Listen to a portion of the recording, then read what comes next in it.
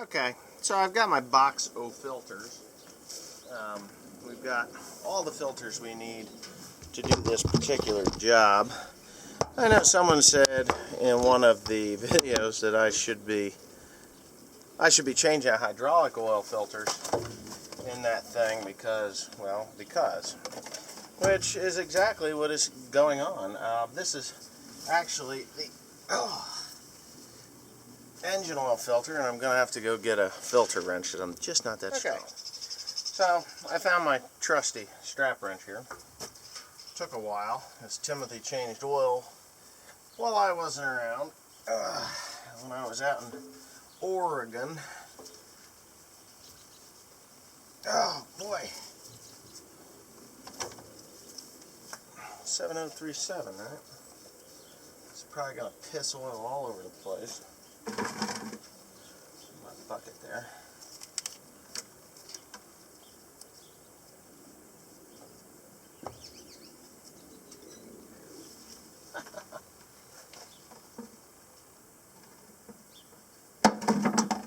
Just going to drop that one in there. Used oil. I don't know why they always use used oil instead of new oil on the face of those O-rings. But yeah, I'll have to clean that off. Huh. This tractor has always been really dirty.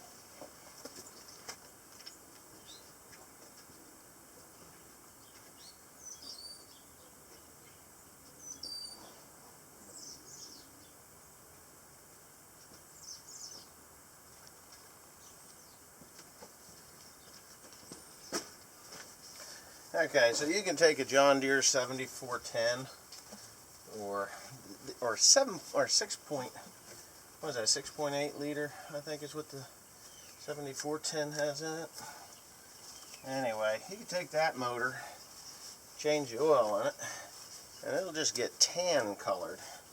This thing here, you change the oil into it, and that's it, buddy. You got yourself black the minute you start the engine up.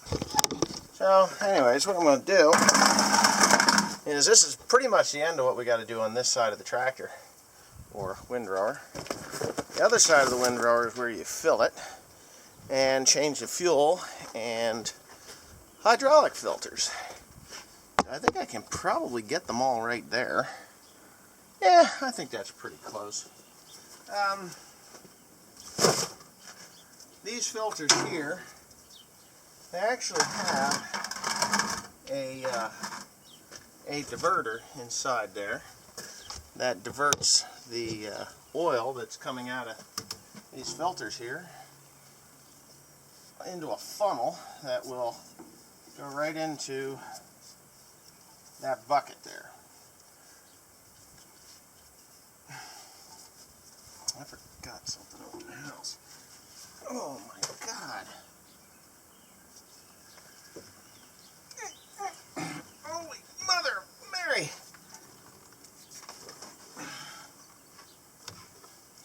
I actually have a more aggressive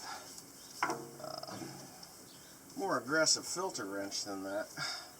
See how these things piss oil out? So that's all you really got to do is get that thing to drop down into that slot. You dirty son of a bitch. This is really a messy job if you don't do it right. Maintain your proper oil levels. And when you're doing this, you actually have to take both of them off at the same time, because if you don't have room to remove the second one. I'm hoping, oh good.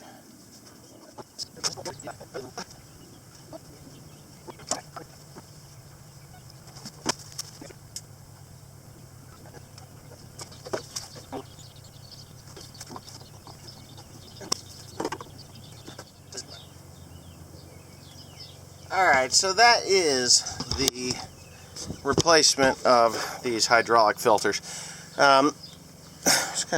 yeah, that's right.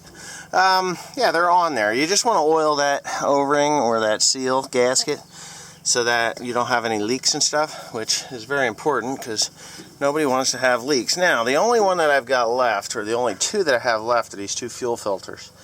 And I'm going to do those now, but before I do them, I'm actually going to get some fuel over here because I got to take those off and dump that out. But I have to put fuel in the filters themselves before I put it back together. Okay. Here's what I got to find out. How much fuel is going to piss out of this thing. I'll just do that real quick. I just like to catch anything that's in there, which isn't much. Now there's a gasket here that came new in the box, and I got to see where that goes.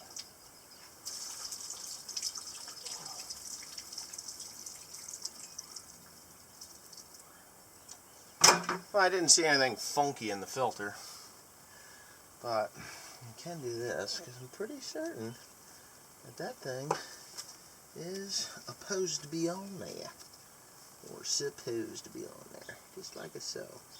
And hopefully it is, because if it's not, it's going to screw up the whole filtration system. Yeah, we're good. Oh. So anyway, I have some stuff to put in here.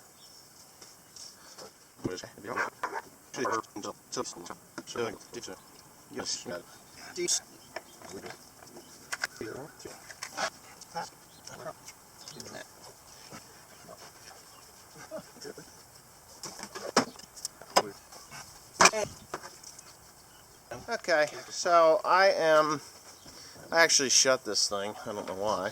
I'm just going to go ahead and pump this thing up. I've put the filters on here. I had to shut it off. I had company here. But you can hear it sloshing around in there. I don't know where it's going, but I can hear it. Anyway, I got that pumped. You pump that until it's solid. I did have trouble getting that sensor in. Actually getting the sensor out of the old filter. My company showed up halfway through cutting it with a hacksaw, but I had to cut the bottom out of with a hacksaw, and then I had to grab it with a pair of vice grips, and I was able to twist it off in the vise and replace that black sensor in the bottom of that filter. So anyway, I'm going to start it up.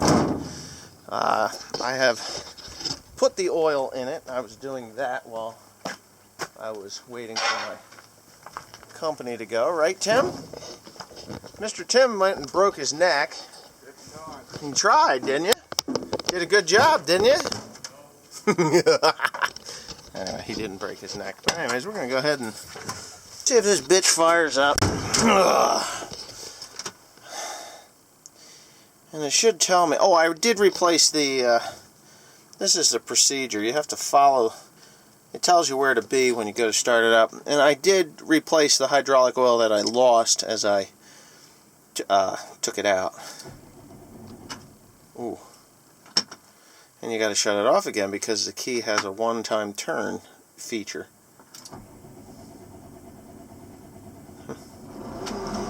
And there she goes.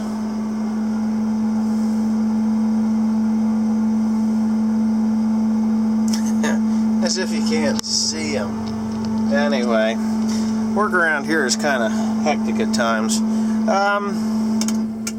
There it is. Actually, I think it's a lot quieter. There he is. He doesn't want to be on film anymore, just like my other two knuckleheads. Anyway, yeah. So what I'm going to do is put it back into park. It doesn't sound as though it's got that whiny sound to it, so the filters must have been on their way to being plugged up. Now let's fire it up.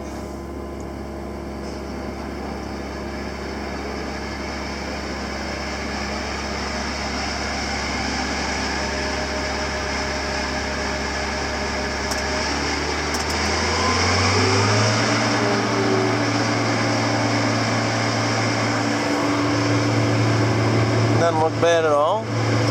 The injector cleaner that I put in the filters didn't make any funky looking smoke or anything. I am going to, this is one thing I don't really like about this thing. Watch when you can see the flipper turning there. When I hit this button, it stops it instantly. I always thought that would be hard on the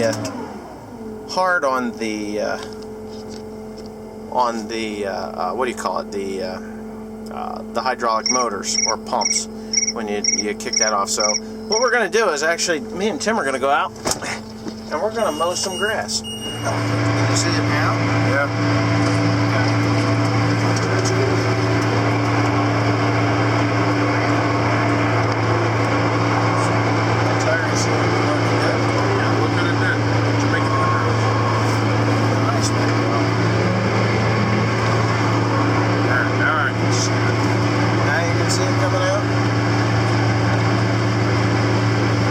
This pass here, and then we'll test it out with the get the baler out.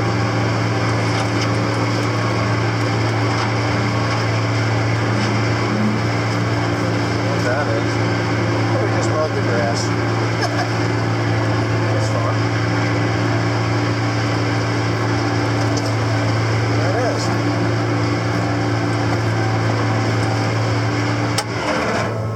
Okay.